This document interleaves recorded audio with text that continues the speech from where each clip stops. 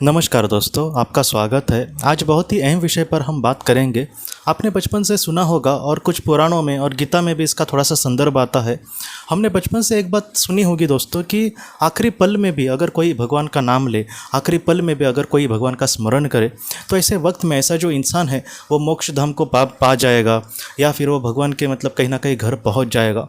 इस तरीके से चीज़ें हमने सुनी होती है, लेकिन आत्मालोक की जो बातें हैं वो उससे एकदम अलग होती है। तो ऐसे वक्त में हमारे मन में बहुत बार ऐसा विचार आता है कि क्या असल में ऐसे होता है कि आखिरी पल में इंसान अगर भगवान का नाम ले तो वो भगवान के पास ही चला जाता है। इसके बारे में हम आज बात करेंगे दोस्तों। सबसे पहले ये जो बात है वो पूरी तरीके से सही नहीं है दोस्तों।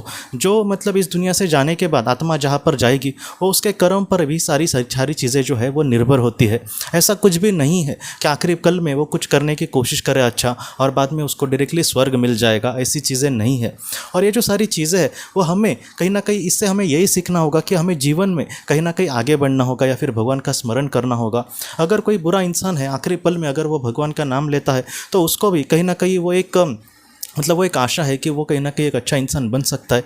इसलिए ये सारी जो चीज़ें होती है ये आखिर क्यों लिखी गई इसके भी बारे में मैं आपको डिटेल में बताने की कोशिश करूँगा।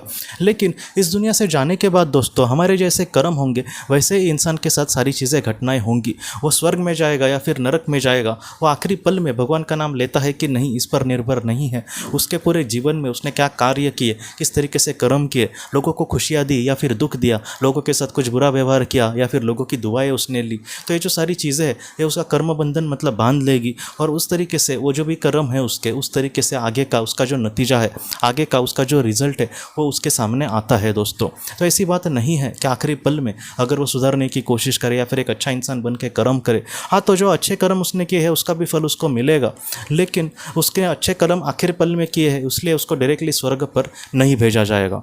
तो जो पुराणों में बातें लिखी है क्या वो गलत है? क्या भगवत गीता जो हमें कहती है वो गलत है क्या? देखो ऐसी बात नहीं है। हम क्या करते हैं, उस चीज़ में अटक जाते हैं जो कही गई है, लेकिन हम उस चीज़ को नहीं देखते कि आखिर ऐसे क्यों कहा गया।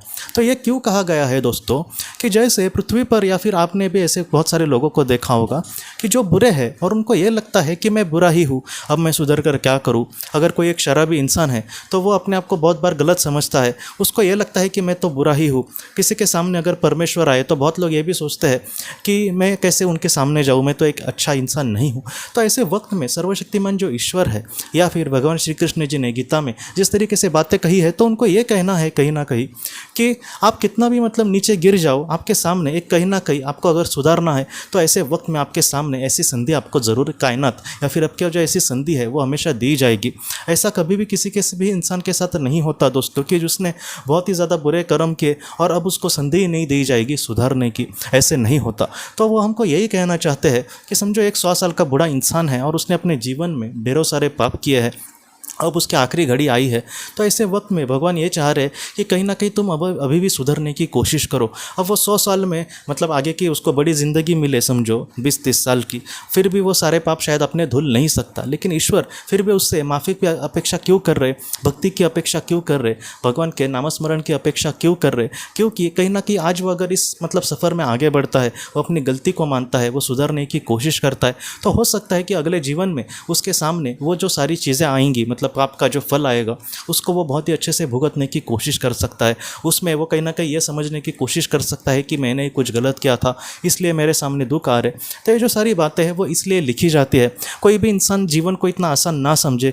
जो आत्मलोक के कायदे कानून है दोस्तों वो इतने आराम से नहीं है, इतने सीधे साधे नहीं है कि इंसान पूरी ज़िंदगी कुछ भी बुरे कर्म करे और आखिरी पल में एक बार भगवान का नाम ले तो उसको मुक्ति मिलेगी, ऐसे नहीं है। वहाँ के जो कर्म के नियम है दोस्तों वो इतने महत्वपूर्ण है या फिर इतने सख्त है कि अगर कोई इंसान बुरे कर्म करता है, समझो उसने 20-30 साल बुरे कर्म किए और बाकी 100 साल तक उसने बहुत ही अच्छे ही कर्म किए, और वो अच्छे कर्म बस इसलिए किए क्योंकि उसने बुरे कर्म जो किए थे उसको फल नहीं भुगतना था या फिर वो बुरे कर्म को कहीं ना कहीं दबा देना चाहता था, तो ऐसे वक्त में वो जो भी अच्छे कर्म करेगा उसको ज़रा भी वैल्यू नहीं दी जाएगी। तो इस तरीके से होते हैं। और जो भी उसने बुरे कर्म किए 30 साल तक उसको सज़ा वहाँ पर मिलेगी। तो इस तरीके से चीज़ें होती है। मतलब मतलब कायनात जो है, वहाँ की जो दुनिया है, सर्वशक्तिमान ईश्वर की जो महाशक्ति है, वो हमसे ये चाहती है कि आप निस्वार्थ भावना से अच्छे कर्म करो।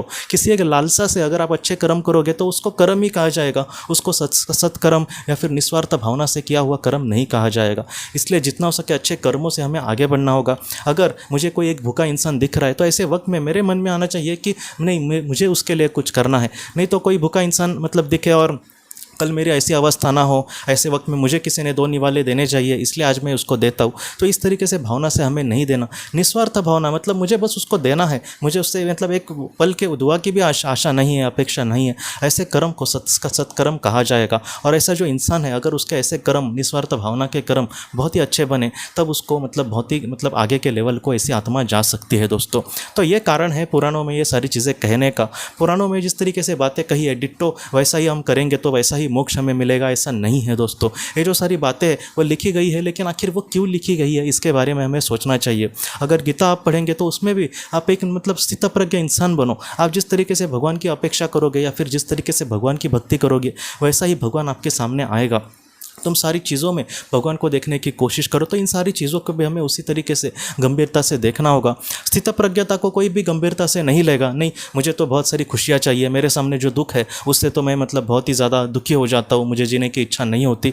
वो सारी चीज़ें हम नहीं लेंगे, लेकिन आखिरी पल में भगवान का मैं नाम लूँगा और मुझे मुक्ति मिल जाएगी। इन सारी चीज़ों को गंभीरता से लोग लेते हैं, तो ऐसे नहीं है दोस्तों। जीवन जीने के जो तरीके हैं, जो मतलब कायदे कानून है, वो इतने आसान नहीं है। अगर हम जितना हो सके अच्छे दिल से अच्छा बनने की और अच्छे कर्म करने की कोशिश करेंगे, तो ऐसा जो इंसान है आखिरी पल में वो अगर भगवान का भी नाम ना ले फिर भी वो अच्छी गति को जाएगा। क्यों? क्योंकि उसने कर्म से ही अपना स्वर्ग पहले ही बना दिया है दोस्तों। तो ऐसा इंसान जो होता है, जो अच्छे कर्म से होगा, जिसके अच्छे विचार होंगे, जो अपने जिन लोगों को उसने नहीं देखा, वो लोग अगर दुखी है फिर भी उनके लिए प्रार्थना कर रहे हैं, तो ऐसा जो इंसान होगा वो मतलब भगवान का नाम ना लेकर भी वो स्वर्ग से भी सुंदर ऐसी दुनिया में जाएगा, जहाँ पर खुद सर्वशक्तिमान ईश्वर उसको पैर देंगे, उसको संभालेंगे, उसको अपने पास रखने की कोशिश करेंगे। तो इस तरीके से जितना हो सके निस्वार्थ जीवन से मतलब हमें आगे बढ़ना है, अच्छे कर्म से आगे बढ़ना है, हमें कुछ ऐसा कार्य करना है जिससे लोगों की हमें दुआ मिले। तो ऐसा जो इंसान है उसके जीवन को बहुत ज़्यादा महत्व होता है दोस्तों।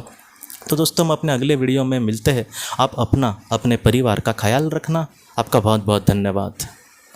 ज़िंदगी की रोशनी ये एक कंसल्टेंसी है जो ऐसे लोगों को मदद करने की कोशिश करती है जिन्होंने किसी अपने को खोया है, या फिर जो लोग अपने जीवन में बहुत ही ज़्यादा दुखी है। जो लोग इस संस्था के साथ जुड़ते हैं उन्हें पास्ट लाइफ रिग्रेशन की ऑडियोज़ भेजी जाएगी, जिससे घर बैठे वह पास्ट लाइफ रिग्रेशन का अभ्यास कर सकते हैं। और उन्हें 5 मेडिटेशन ध्यान की भी ऑडियोज़ भेजी जाएगी। और इसके साथ साथ उन्हें PDF किताबें भेजी जाएंगी जो हिंदी और अंग्रेज़ी में है, जो मोबाइल पर या फिर लैपटॉप पर आप उसे पढ़ सकते हैं। और 10 ऑडियो बुक्स भी आपको भेजी जाएंगी। तो दोस्तों, अगर आप इस संस्था के साथ जुड़ना चाहते हैं तो कृपया इस नंबर पे व्हाट्सएप मैसेज करें। आपका बहुत बहुत धन्यवाद।